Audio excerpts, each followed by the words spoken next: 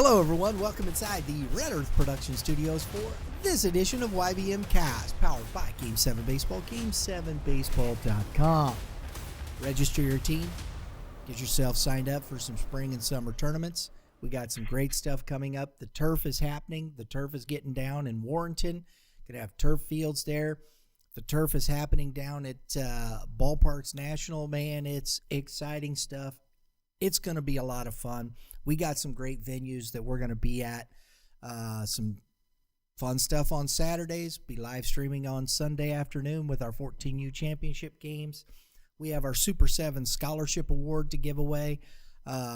Congratulations, Blake Lansbaum. We're going to be getting his from last year. We've been a little crazy around here, but Blake Lansbaum won the Super 7 award from last year, 2023's recipient. We're looking forward to getting that to him.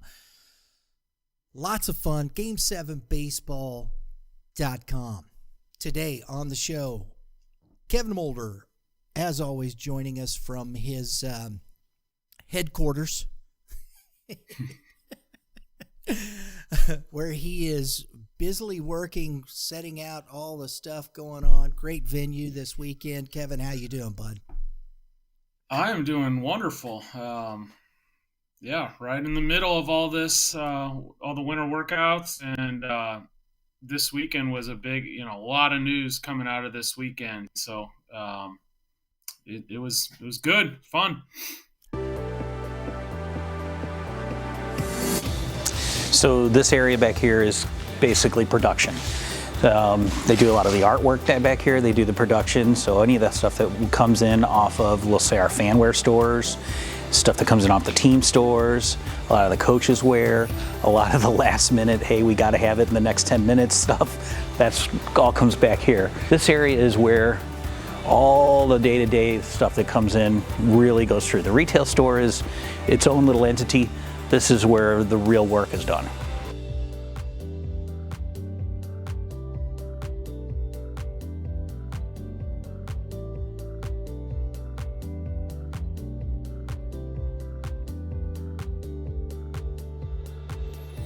Let's get into it. You guys were at there was the PBR event. It's the first, we've been there for the last 3 years, and we just had the schedule. We were in Lake of the Ozarks, so we didn't get back to this one. So it's the first time we haven't done that in a while. And we'll make sure we make it happen next year. But because there's a lot of names. I want to start off this because I know we're going to let Kevin get into this, but I always go in here and go through stuff and things like that and see if something jumps out at me, Kevin. And one name just jumped out at me and was consistently at the top of lists and things like that was CJ Lake. Yes, he had a big weekend, and CJ's a guy we obviously knew about. Oakville High, 2026, and one of the top two-way performers at our preseason All-State. Offensively, he was 103.5 on the track, man, and just put on a show during BP. Strong physical kid, and then was one of the 90-mile-per-hour arms. So you want to talk about, Oakville having a pretty strong group because Adam Gilburn is back healthy this year. Him and CJ Lake, a young team, but they're going to have a little bit of firepower there.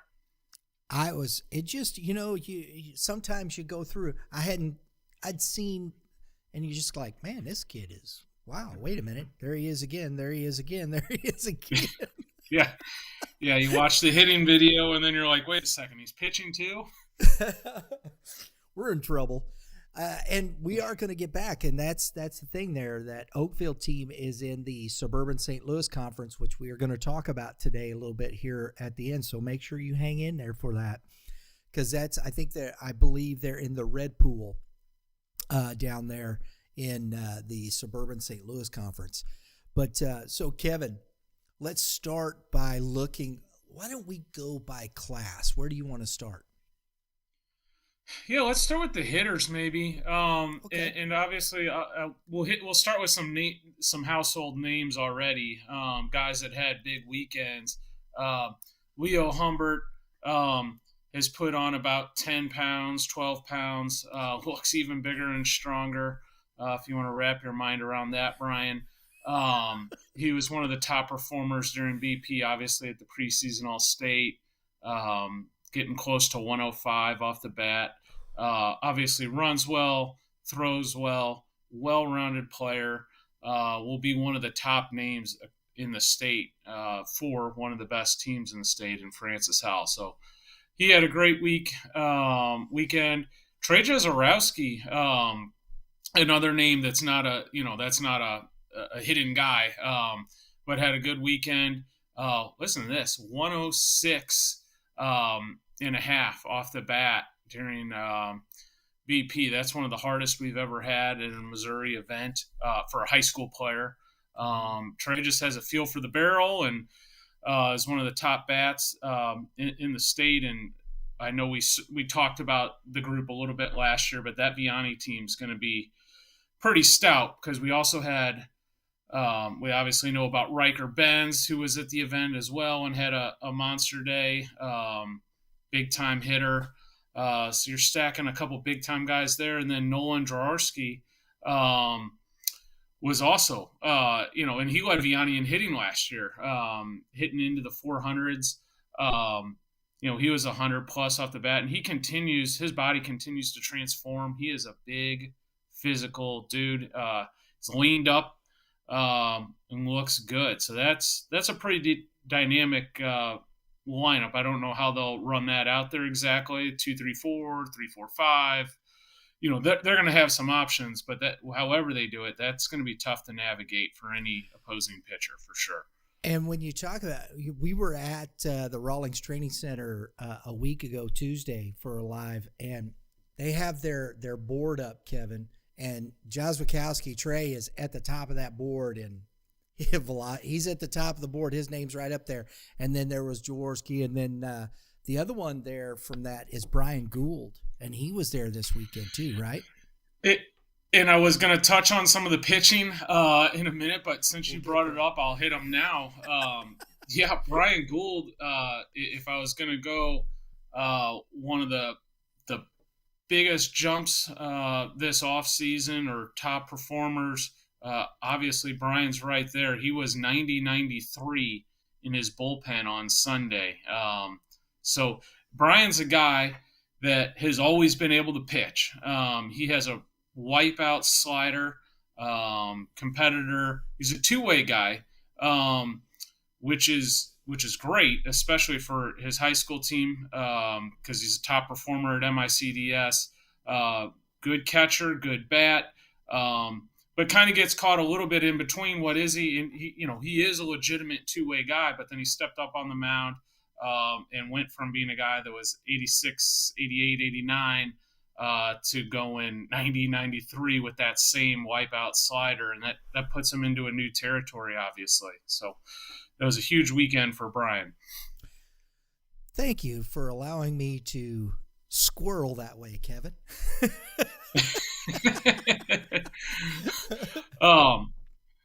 A couple of the other bats to bring up, because we had a significant turnout at this event. In the younger classes, GT Taylor, my goodness, he showed some serious bat speed. He's another one at CBC. He's going to be one of the next guys come out of there. He has pro potential. That CJ was really, or GT was really impressive. Big time athlete, dynamic guy, can run. But the bat is really going to play. So it's going to be a fun one to watch at CBC this spring. I think CBC, they got Jake McGee back too. Yes. And they're going to have some hitting this year. Yes. Him, Pitts, McGee, Taylor. So I think they're going to be just fine. They'll be okay. Different names, but still good players, right? Yeah, exactly. Not Zanatellos and Piers and et cetera are gone, but they got the next wave ready. Jathan Spain, one of the other top two-way guys out of Cape Central. This kid's going to be a name that's going to be known here before long if he's not already. Big physical kid, 6'4", put together pretty good. More of a pitching prospect probably for the high-end levels. He's already in the upper 80s. He was the number one pitcher at Cape Central as a freshman. But, also is going to go 101 off the bat during BP. So he's certainly I'm not writing him off as a hitter when you're able to do that. But he's known as a pitcher, but he can swing the bat and big physical kid. And you got another. You got him right in the sorry. mix. Jathan Spain is right in the mix with Cooper Schrum, Sissom, Curtis, and Marriott right in that top 5 of that class, Kevin. Oh, he's way up there. And yes, we like him as a pitcher specifically, but he can swing the bat. There's a lot of names to get through. Connor Day had a great round of BP. That kid can flat hit. Catcher out of Seckman. We expect Seckman to be really strong this spring. Connor Day. What class is he? I'm sorry. He's a 2025. 2025. Okay. So he's a junior, and we like that Seckman Ball Club a lot. They're offensive, and Connor Day is going to probably be one of the leaders there of that group. Brennan Pyle. Seckman, real quick, Kevin, to that point, they've always been good offensively. They've always had a lot of guys that can swing the bat there at Seckman. I don't know why. It just seems they put out guys that can hit. Yes, they do, and Connor Day is going to continue to carry that torch for him. Yeah. Brennan Pyle had a great round of BP, and then also was about 87-90 on the mound, and threw one of the better bullpens in terms of filling up the zone, showing multiple pitches. And he's probably considers himself more of a hitter. And I wouldn't disagree with him, but the kid can flat pitch too. And he had a really good bullpen, good day overall. Ryan Bradford, Kevin, Jr., committed to K-State.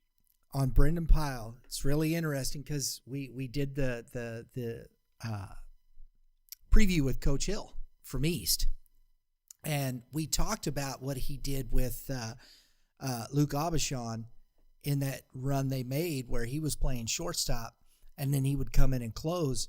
And, Aubuchon's now at McKendree pitching. And I thought, I posed that to him. That's an interesting, he goes, he says, that's an interesting deal. If we, you got a kid like Pyle come in and close, if you got pitchers that can get you there, I mean, that would be a devastating situation, wouldn't it? He would really thrive in that role, I'm sure. Yeah.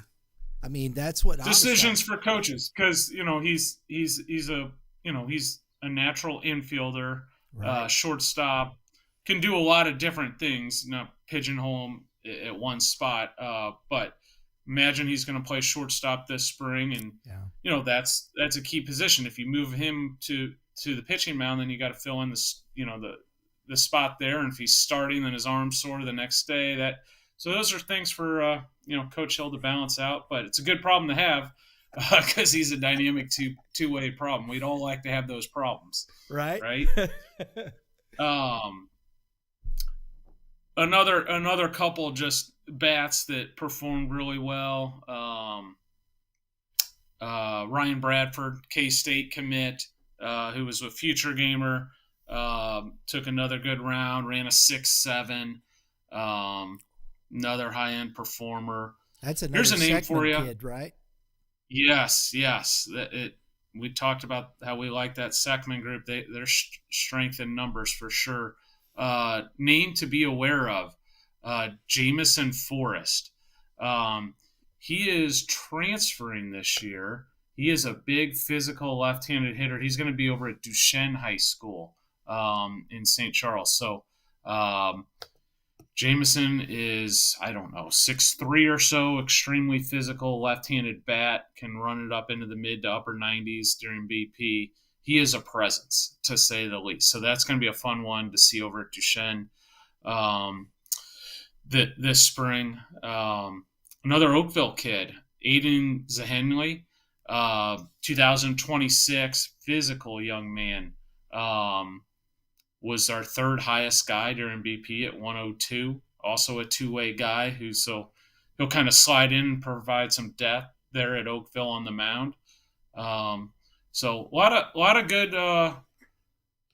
good performers during BP. Jake Greer, another future gamer, was there in the mid to upper 90s. Catcher out of Liberty, had a very strong round of BP. Let's do this real quick, Kevin, because I think this is a natural fit here, because you just named off some Oakville Seckman kids through that round right there, right? Yeah. Well, we're talking about the I think we can throw this in here. You got the Suburban St. Louis Conference. The red pool is Hazelwood West, Ladue Horton, Northwest, Oakville, Parkway Central, Parkway South. That's Kellenbrink, Seckman, and Webster Groves. So, Oakville Seckman there, wow.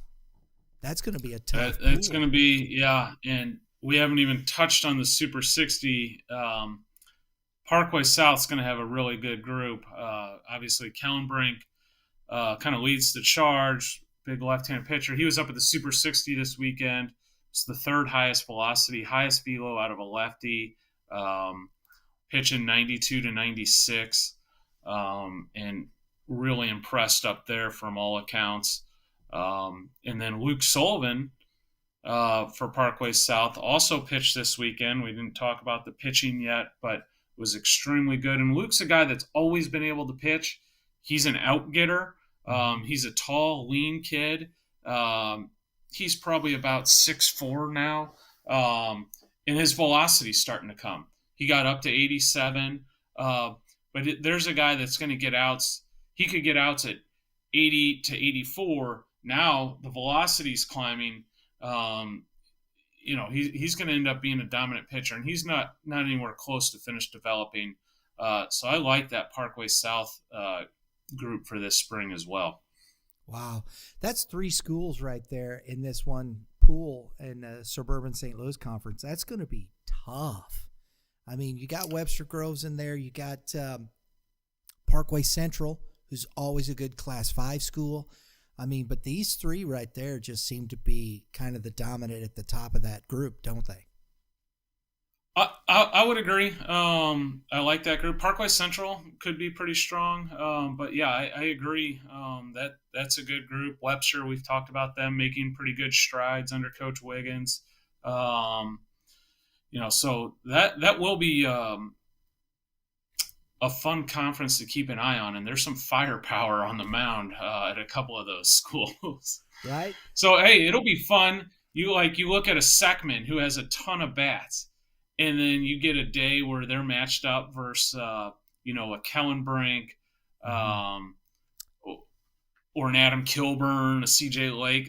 Those are going to be some fun matchups because you're going to have low 90s or so on the mound and a bunch of guys that can really hit. So it's going to be, the rubber's going to meet the road. It's going to be fun to watch those. We are still filling out our Missouri Showcase stuff schedule. As I said to you before we started, one of them we're going to go on to the Illinois side for O'Fallon Township and Edwardsville, which will be a fun one. I know it's Illinois, but I want to get over there and look at some of that baseball as well. But, I mean, in this conference, that's you put a Seckman and an Oakville, Parkway South. That's going to be a really good baseball game, Kevin. Yes, absolutely. All right. So where do you want to go next? Boy, maybe we'll switch over to the pitchers. There were some, and then we can come back and maybe talk to some about the younger guys. That'll work. Let's touch on. We didn't even get into the Nolan Systems and Brady Tanners, and there's a ton of other good players that had good performance. Kyle Regg is one older guy that performed really well as well. I like him over at Eureka High School, athletic shortstop, kind of a good just all-around player. Does a lot of things really good. And I guess we'll talk about that Eureka outfit here coming up soon when we jump into that conference. But they're going to have a stout group this year for sure, and he'll be one of the leaders there. One of the interesting things to me when I look at when you guys put up a lot of stats about kids and whatnot, when it comes to hitting, I know the sexy thing is the velocity, the exit velocity, and that's fantastic. It's the big one. Boom, it pops, right? But to me, the one that stands out to me, I always look at is the hand speed average. That's important, and you can see some of that with your eyes, but that's where like our blast motion sensors do a great job, and we can measure that. And you're right, like the first thing we talk about is the exit velo, but there's plenty of guys that hit with a high exit velo that can't really hit in game, and there's guys that hit for a medium level exit velo and can really hit in game. And on that note, since you kind of led me to it, Super 60 this past Sunday, Titus Sissel was up there. He lit it up. He ran a 6.5 60, took a big time round at BP, and was the highest. He was our best guy in athletic testing. The jumps, we had the jump mats out there and whatnot. So one of the top athletes there. But then his on-plane efficiency during BP was on the leaderboard from the right and the left side. And that's a thing we're looking at, especially when we get to the high-level hitter. Not that it doesn't matter, but now we're putting him up against the best of the best, and his metrics are showing at the top end of the top-end players. Wow. I think those are, like you said, those are the hidden things sometimes you don't always get to see, right? Yeah, and this, I talk about this, and I mentioned this a month ago or so. You start to learn a lot about these players because we're a month away from the high school season, more or less, and you're getting to see these guys. They're in shape right now. They're getting ready to go, so you're learning a lot. And Titus is going to be a player that gets some serious attention from pro scouts this spring, and then we'll see how that goes. But he certainly is firmly on the map and on the radar of pro scouts this spring. That's amazing. Amazing. And that's why I like the hand speed average when you're looking at some of these guys from, this young man, his hand speed average, 23.7 miles per hour, right? That's what that MPH is. Jared Corlins. Yes. I never heard of the kid. Right? And I'm sure you know who he is. Yes. And then you got CJ Lake, which is right behind there, the young man that popped off, like I said, seeing this 23.5, Matthew Robertson, Riker Benz, Laird Van Siever, Brady Vessels, Jathan Spain, who you were talking about. Max Partney is a kid name that keeps popping up, And those were young Max and Zach Partney are 2027s that are dynamic guys as well and can really hit, part of the Junior Future Games teams. And then you had there was too many to cover. I was going to circle back on some of these young guys. Connor Day was in this with the hand speed as well, and that's a young man you touched on. So I think those are things that are very interesting to me when I see that, because we always talk about trusting your hands, right, Kevin? Yep. And in game, when you can trust your hands. It's easier to do when you got quick hands. There you go. Easier to do when you got quick hands. And while we were touching on that, and I mentioned we like the Parkway Central team, that's where Jared Collins goes, is Parkway Central. So another talented player right there. There you go. I this is the part that I like because, as you said, and you alluded to this on numerous occasions, Brian, in a couple months, I'm going to know more than I do now.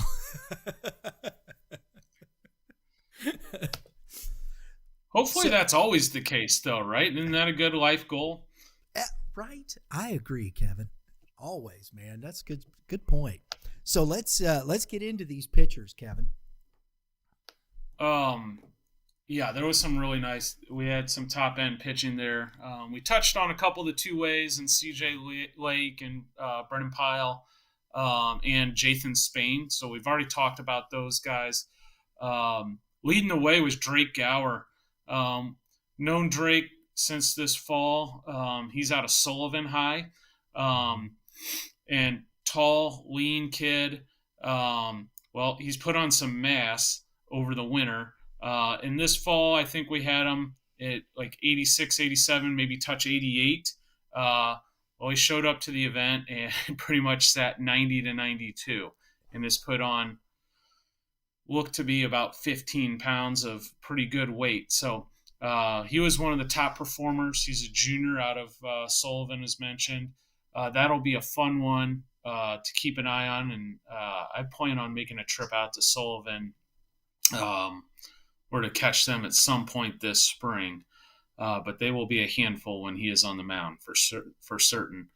Jake Collier, we've talked about Jake a number of times, the Pacific left-hander. He was a future gamer. He can flat pitch. He showed extremely well. Pitchability left-hander. He was all over 88, 89, has a really good curveball, competitive kid. He will also two-way. He's one of the top bats at Pacific. In fact, the top bat at Pacific. So another two-way talent as well. I think one of the interesting things about Collier when you look at this, his max velocity is 89.3, but then his velo range is real. I mean, he stayed in that. The consistency, he 88, in that place. I think that's impressive, Kevin. 100%. Yeah. He didn't just come up and get 89. He didn't pitch 84, 86 and hit an 89. He sat pretty much 87, 89 the entire time. Ethan Martin had a really nice bullpen for us. Junior at Westminster. That's a live arm. And he'll come in there in the upper 80s. And, Westminster's had a very good history. They've had a couple very good runs where they've dominated some of the smaller school class. I think they won 4 in a row at one point, state championships. So Ethan Martin, Drew Messie's a sophomore committed to Louisville that's at Westminster. So they have some nice young talent in the pipeline there. So I wouldn't be shocked if Westminster starts to put together a nice spring here. There you go. And Westminster's in that conference with MICDS and all those guys. I think it's the Metro. We've talked about how competitive that conference is. Kind of going to the central part of the state, another. I believe they're 5A. Of course, we don't know yet because we won't know until the season starts, which is one of my favorite talking points, what class they are. But Kalen Jones out of Helias Catholic also performed really well off the bullpen. Can flat pitch, upper 80s arm, really good athlete. He was one of the top performers there. I'm sitting back there, and Coach Perkins, our future games coach, and Francis Howell, head coach, is watching and helping out with bullpens. And he goes, "Hey, here's one of my guys no one knows about yet." And out trots Braden Ray, left-hander, junior left-hander from Francis Howell, and also upper 80s with a really good curveball. And I'm like, my goodness, this is not fair. So the depth at Francis Howell they were showing it off this weekend. It was really impressive. Then we had some young guys. Brandon Ott, freshman at DeSmet. He was the top 2027, which is the freshman class.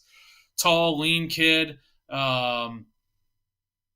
probably 6'3", maybe 6'4" right now, up to 86, and it is a loose, live arm.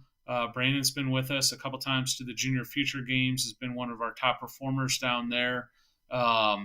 He is going to be a name that people are going to know in the years to come, and it'll be interesting to see what happens at DeSmet. They've got a really good team this year.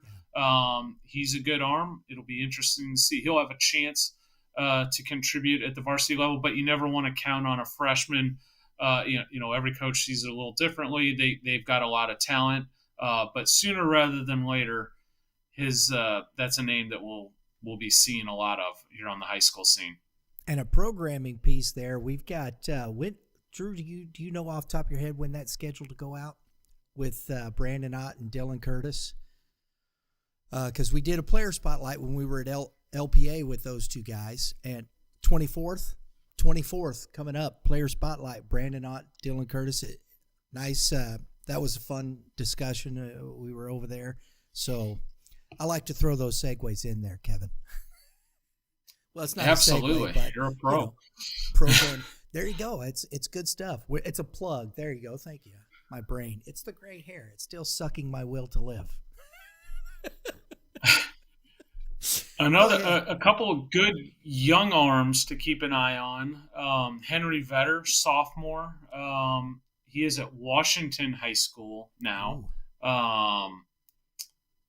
And he is a big physical kid that was mid-80s, and you can tell there's going to be another jump there, but he can already. That'll be a name to watch and follow over the next couple of years. Eli Kemna is another sophomore. He's a small school guy, St. Elizabeth's, but that will be he is a good athlete. Like him as a pitcher and a positional player. That'll be another good one to keep an eye on. Very good. Man, there's some dudes around here, Kevin. I mean, my goodness. There certainly are. And, it's interesting every year. There's always someone that pops that was kind of good and then takes a significant jump and really gets on the radar. And I like, and this is the time of year when you kind of learn that. I like the fact that, as you bring up Henry Vader, Washington, we're going to see Washington GAC. I love that. It's a name that pops. Now we can and we start seeing how well these schools, you think they're going to be able to compete in some of these conferences against really good teams. And I think that's interesting to me. Absolutely. So we got hitting, we got pitching in, fielding wise, arm strength. There's a lot of guys that showed up with infield velocity that I thought was impressive. Talk a little bit about that. Sure. One guy I haven't even got to yet because we haven't talked about a lot of the young guys yet. Cole Chambers. He's going to be a freshman he is a freshman at SLU High School. This is one of our top-ranked guys in the state. In fact, he is our top-ranked 2027. Dynamic athlete, infielder, showed very well during the infield portion and BP. He's building his arm up. He was he's an elite soccer goalie, so he wasn't sure if he was going to be able to play this spring, high school baseball, and then made a decision where he's going to take a small step back in soccer, and he is going to play high school baseball this year. So he wasn't able to pitch at the event, but I have seen him pitch, and that is an upper 80s arm as well. So SLU High is getting a really good freshman. Nolan Sissom, it's ridiculous that we haven't talked about him yet, because that's one of our top players in the state. Obviously started at Zumwalt West as a freshman, started at shortstop. So one of the top sophomores in the state, committed to Mizzou, was there and did a really, really good job. He had a good BP round. He is just solid. You watch him take BP, you watch him take infield, you put him behind the plate, and he does that well. He threw extremely well from behind the plate. He had a 1.92 pop time at the event, and is throwing well from behind the plate. So, and people need to understand this when I say 1.92 before Twitter blows up, and understand this. There is a difference between a showcase time, pop time, and an in-game pop time. It's a measurable that we use that gives us it gives us the ability to kind of stack up who throws well, who has quick releases. Obviously, these pop times go up during the game, so I don't expect him to be a 1.92 in game. The elite big leaguers, that's close to what they can do in game. So, but in a showcase setting, he was a 1.92, which is very, very impressive for a high school player. And because when you're at the events, you see some of these kids kind of cheating a little bit on the pop time too. They're right, because they know what's going on and they're trying to get the best time, and they'll start coming up before they catch the ball to get themselves in position. And even if they're not cheating, they know what's happening. Yes. Right? You don't know exactly what's happening, and no one tells you that they're stealing beforehand, even if you're ready to throw. There's not a batter in there swinging a bat. Right. You're catching a very catchable ball from a coach throwing it to you, as opposed to an in-game fastball where a hitter may or may not swing the bat. Pitcher may or may not throw a strike. Sometimes you're throwing on breaking balls or changeups, stuff with stuff with really good movement. There's way more variables. I trying to catch a strike and make it a strike for the umpire as well. So there's a lot of pieces to it. And there are certain of and I think that's a great point with some of these measurables that you guys have. They are, there's a few more qualifiers in some than in others, correct? Right. Absolutely. Yeah. While we're on the catching subject, one of the top freshman catchers, Carson Luthauser, had an impressive event. He can really throw 80 miles per hour from behind the plate, from the crouch on his throw down to second. And that's big time arm strength. He was a 1.95. He is a consistent thrower, can really throw from behind the plate. Also took a strong BP round. So he's one of our top freshman catchers in the state. He's at Northwest High School this year. Suburban Conference. He'll be a name to follow, and I would expect he would create an impact this spring at the varsity level. Yeah. That's another one of those in the red pool that we're getting ready to talk about. The Suburban St. Louis Conference is going to be tough, Kevin. My goodness. It'll be all right. One other guy that I really want to touch on, because he had a really strong event, Brady Tanner, sophomore at Francis Howell. Now, this is what makes looking at some of these young guys tough. Some guys, will play on their varsity team, as sophomores, and Brady certainly might. I don't know. But he's on a state championship contending team. It's very tough to make that team. He's got Titus Sissel in front of him there in the middle infield. So we'll see what happens. But there's a name to certainly know. Can run. He's a plus runner. Took a really good round of BP. And is a plus defender as well. So that's going to be a fun one to follow, and another super talented player in the Howell program. Shocker. Yeah, weird. Here's a name I've seen around. We haven't talked about, but Drew Messi. Drew's been committed to Louisville. Now he got in there. He's been committed for a while. Obviously, we have the new rule in place, so some folks will notice that some of our younger talented players are uncommitted. I think it's great that players that are committed to their schools that they're committed to.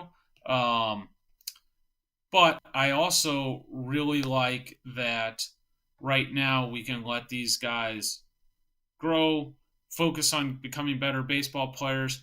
But Louisville committed Drew before the rule change, which again, nothing wrong with it. I think it's good. But he's super talented infielder, swings it from the left side, has a good throwing arm, really steady defender.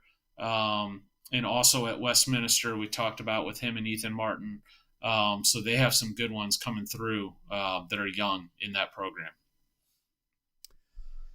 Kevin, let's do this. Let's finish up. We got a little bit, we're pushing where we normally jump off here. So I'm trying to decide whether to continue or to save it. We could continue. We can reload and be ready for next. Yeah, we can reload and be ready for next week. There's not going to be a shortage of content in February. Exactly. It keeps coming. So we're going to come back. We're going to come back to this. We want to continue talking about the Suburban St. Louis Conference. A lot of these players are playing in that, and we'll keep bringing that to bear. And next week. Now, next week though, I wanted to, and we will do this. I'm going to put a spoiler alert here, because I'm going to Kansas City next weekend. We're going to go to the PBR event on that side of the state, because we want to see and get a little look at that over there, right, Kevin? That'll be a great event. That's our Kansas and Missouri event. We run an event that mirrors our St. Louis event. We call it the MoCan Preseason All-State. We'll have a lot of players from Kansas. That's a loaded event. There's a really good roster coming to that. You're going to be able to talk just as long as I just talked today about some of the players from that event, and looking forward to you being over there and getting to talk to some of those guys.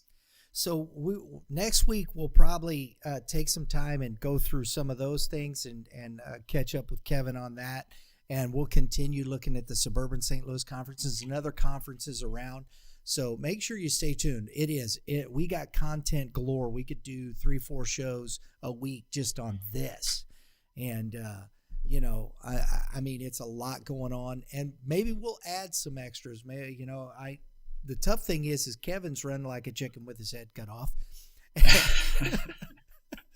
You got some, what do you got coming up here in the future? You still got some showcases going on, don't you? We go all the way until high school tryouts. So it's probably 3 to 5 a week.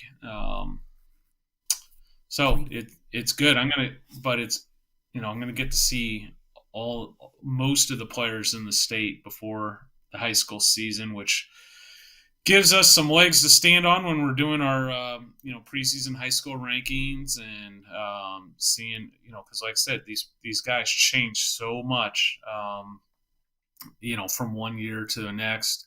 Figure out who's put in the work, who's taken a big jump, and this is a fun time of year. Kids are getting to see the fruits of their labor. They've worked hard throughout the year to get to this point, and they're preparing for their season. So it's really cool when you get to see be there and a guy hits a PR, whatever that is, whether it's his first 90-mile-per-hour fastball or 90-mile-per-hour exit velo or 80-mile-per-hour fastball or exit velo, or it doesn't matter, or they get that good running time, etc. These guys have been working really hard, and it's fun to watch them make these jumps. That's awesome. Folks, make sure, please, if you like what we're doing, hit the subscribe button right there, because we got more of this coming. We got some great player spotlights. We got one more live show that we're going to do over at the Field House. If you get a chance, please go back, check out the show from Tuesday. We were out at the new Sports Barn facility and talking to Jake Depew from Hit Lab. We were talking to Brett Huber, who runs the I believe it's Maximized Pitching Lab over there. Jim Cromer, he's a fun guy to talk to, Kevin. Jim Cromer. I mean, you can get him going, man. He'll tell you like it is. But he's fun to talk to. We had a great conversation with those guys, Chris Craddock, Seth Von Barron. So go check that out. Go see what's going on over there at GBA on the Illinois side. It's a lot of fun. Hit the dinger right there because, of course, that's what we do. Hit dingers. That gets you notifications for upcoming episodes such as this. We're working to keep you informed on what's happening around with great collaborators like Kevin Moulder here from Prep Baseball Report. Kevin, on the Prime Sports, I didn't say that. On the Prime Sports Midwest calling link. Ooh, there you go. That's what I'm talking about. That's serious stuff, Kevin. Love hearing about all these new facilities. It's great that they're putting a great facility over there on the Illinois side, and looking forward to seeing that. I've heard it's a pretty impressive facility. It is. It really. And they were still doing construction. They're still getting the SSM stuff in there and all that. So still has the new car smell. It does. It still smells new. I said that to one of the guys. I said, "Man, it doesn't smell like sweat in here yet." We'll get that changed. Exactly. Kevin, thanks, buddy. Thank you. Everybody, thanks for tuning in. Have a great day in the Lord. All you pitchers, Kevin, do it. Keep throwing strikes. Hitters, hit them where they aim. We'll see y'all next time.